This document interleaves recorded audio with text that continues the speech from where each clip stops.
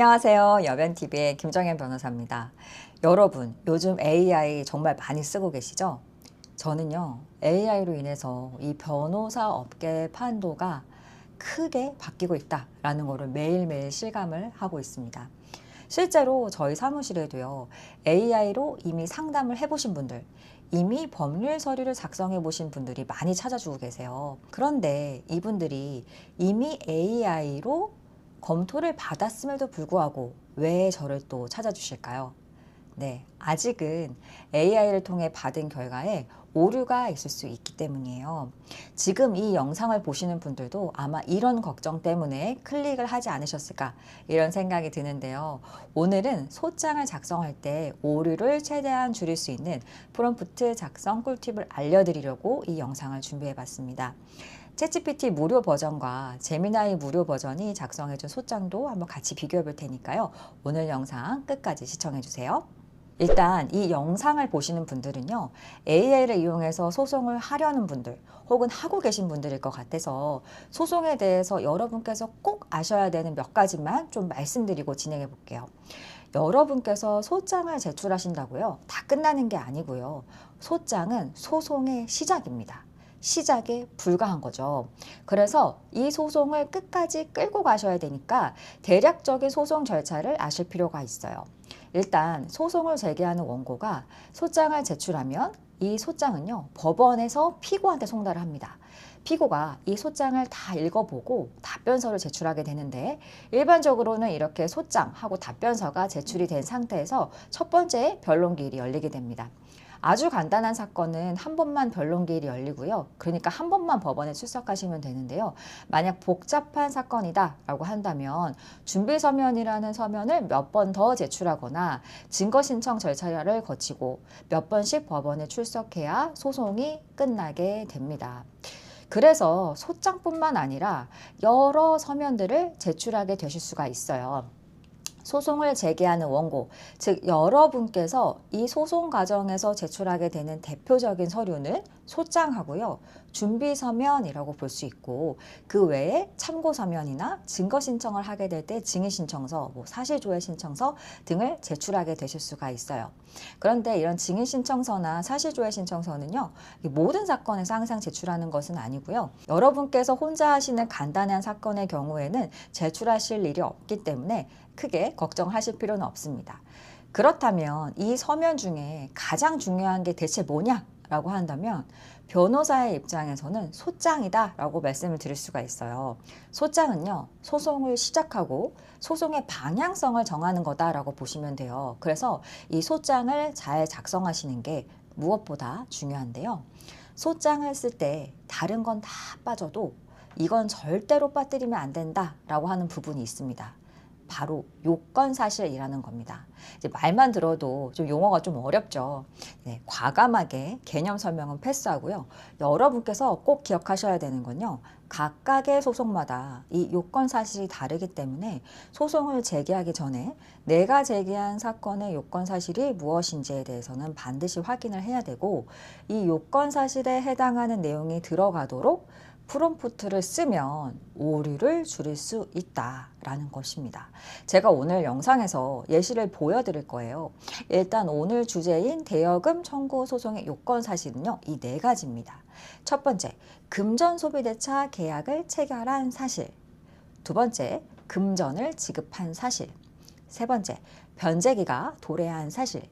말이 뭔가 어렵죠? 돈 갚기로 한 날이 돌아왔다 이런 의미라고 보시면 되세요. 네 번째, 그럼에도 불구하고 돈을 갚지 않은 사실. 이것이 바로 요건 사실이에요. 그러면 대체 이 요건 사실은 법 공부 안 하는 우리가 어떻게 아느냐 궁금하실 것 같은데요. 이게 사실 대여금 청구 사건 같은 경우는 요건 사실이 간단하지만 모든 소송이 다 그런 거는 아니에요. 그래서 일단 하나하나 한 주제씩마다 알려드릴 거지만 이 요건 사실을 어떻게 확인할 수 있는지 그걸 또 보여드릴게요. 일단 챗GPT나 제미나이를 켜놓으시고 여러분께서 겪으신 사실관계를 대강 정리를 해주세요. 저는 챗GPT를 한번 이용을 해볼게요. 친구가 돈을 빌려갔는데 갚지 않아서 소송을 하고 싶어. 어떤 소송을 제기해야 할까? 이렇게 한번 물어볼게요. 그랬더니 챗GPT가 대여금 반환 청구 소송을 제기해라 라는 이제 답변을 줬네요. 네. 그래서 이제 대여금 반환 청구 소송의 요건 사실도 한번 물어볼게요. 대여금 반환 청구 사건의 요건 사실은 뭐야? 이렇게 물어보겠습니다. 그랬더니 챗GPT는요. 쭉 이렇게 정리를 해주고 있어요.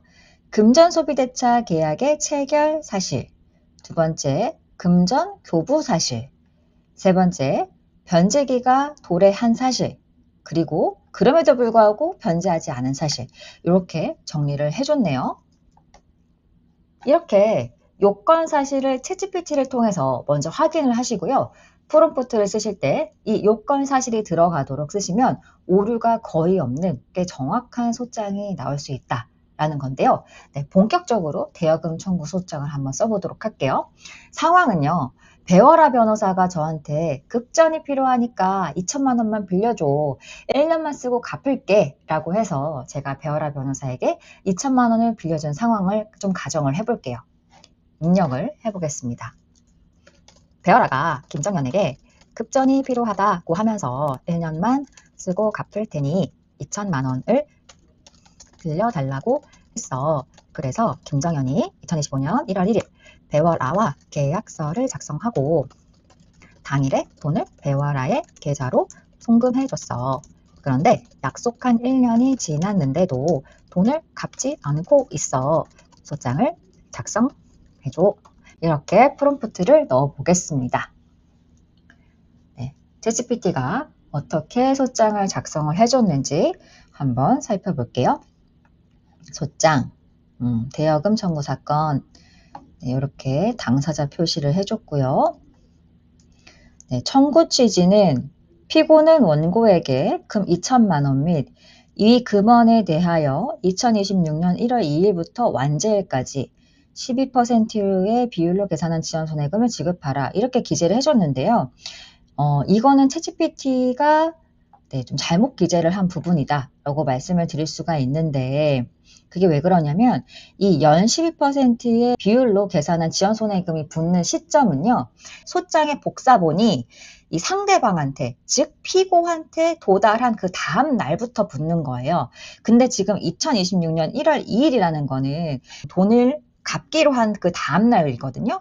이 부분은 지금 챗GPT가 잘못 기재한 부분에 해당한다 라고 이제 말씀을 드릴 수가 있겠고요.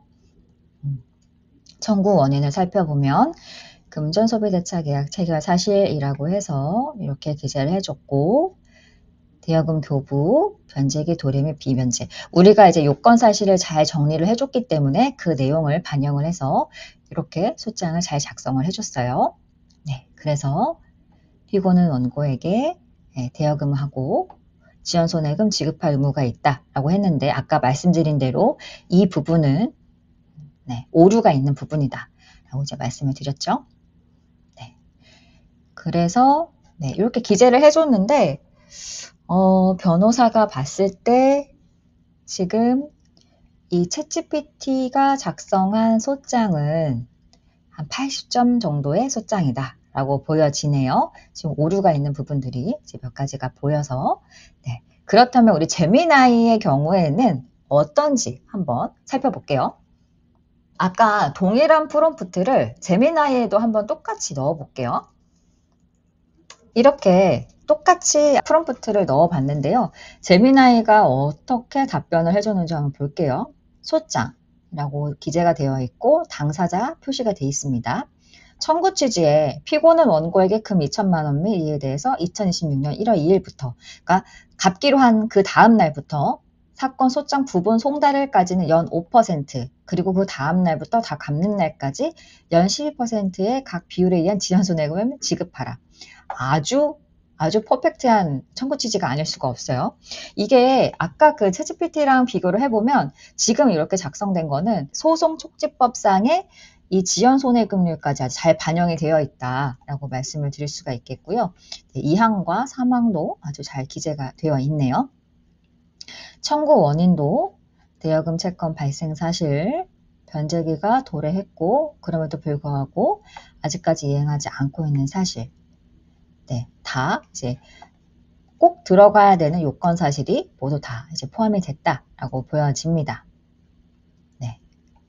다만 이제 아쉬운 부분은 이 지금 증거 물건이라는 이런 표현을 쓰는데 저희가 이제 입증 방법이라는 용어를 쓰거든요. 입증 방법, 증명 방법 이런 이제 용어를 쓰는데 증거 물건이라는 용어는 쓰지 않는 용어다. 이거는 이제 수정이 필요하다. 다만 아까 챗GPT와 다르게 이 갑제의로증이라고 해서 원고가 제출하는 이 문서의 명칭을 잘 기재를 해줬다라는 부분은 좀 눈에 띕니다. 이거는 수정이 되어야 될 것 같고요.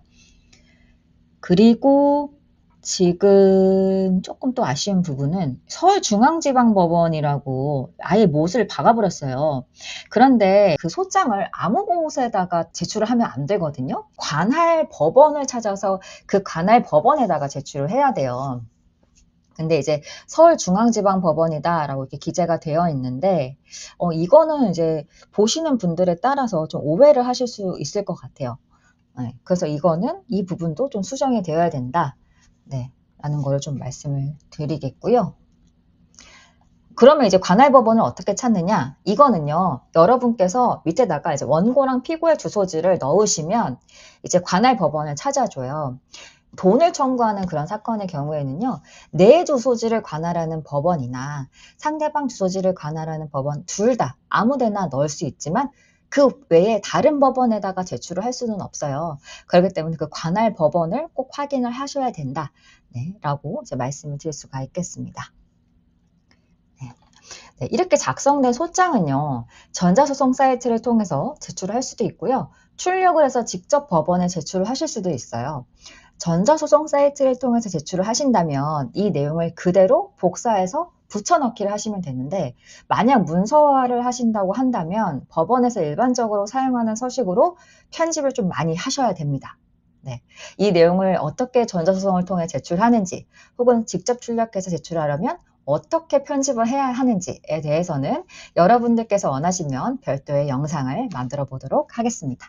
오늘은요, 챗GPT와 제미나이 무료 버전으로 대여금 반환 청구 소송의 소장을 작성해 봤습니다. 무료 버전이라서 그런지 전체적인 완성도 측면에서는 조금 아쉽다라는 생각이 들었어요. 그래도 요건 사실을 잘 반영해서 프롬프트를 넣으면 내용적으로는 크게 문제가 없는 그런 소장이 완성이 될 수가 있기 때문에 추후에 이제 프롬프트 작성하실 때 이 점 꼭 유의해 주시면 좋을 것 같습니다. 오늘 영상 보시면서 혹시 궁금한 점이 있으셨다면 댓글로 남겨주시고요. 오늘 영상 여러분께 유익하셨다면 좋아요와 구독 부탁드리겠습니다. 여러분께 더 유익한 영상 준비해서 찾아올게요. 이상으로 여변TV의 김정현 변호사였습니다. 또 만나요.